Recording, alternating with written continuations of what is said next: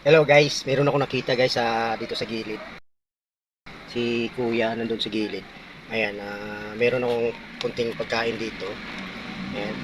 Bibigay ko to sa kanya guys kasi medyo para naman matikman niya yung food na to. Ayan. So, galing kami ng church, so may mga food sa church at ito yun. So, bibigay ko na lang to sa kanya kasi kawawa naman para makatikim din naman siya ng ano. So, titingnan natin kung tatanggapin niya to.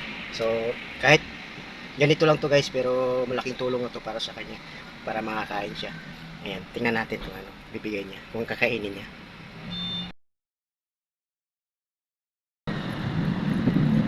Ah, sumukain? Bud? Bud? Ha? Sige, sige, sa'yo na to. Ha? Sige, sige, okay na yan. Kainin mo na. Ayan. Kaso wala akong tubig. Hanap tayo ng tubig. Pagkasyahin mo na lang yan kuya ha.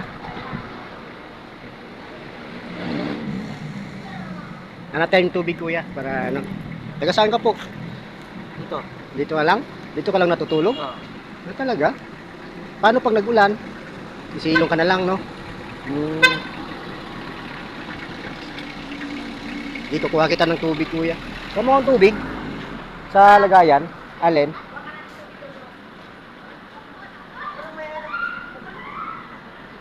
Ang buti na lang guys si kuya oh, nakita ko siya.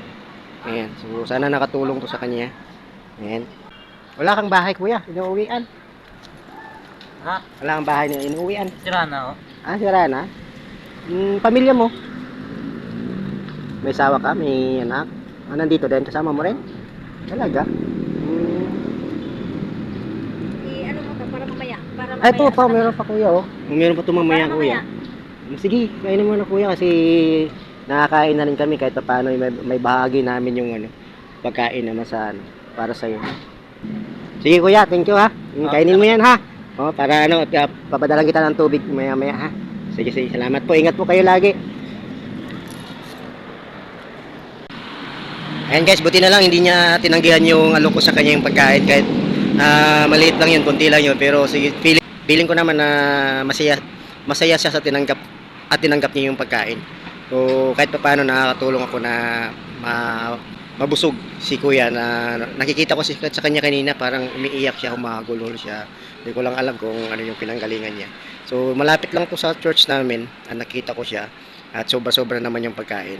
So binigay ko na sa kanya yung ano, yung food na dapat iuwi namin. Pero binigay ko na lang sa kanya kasi nakita ko sa kanya na mas kailangan niya yun. So yun lang. So sana nakatulong, nakaka-inspire sa mga taong dapat natin tulungan. So yun lang guys. Thank you at sana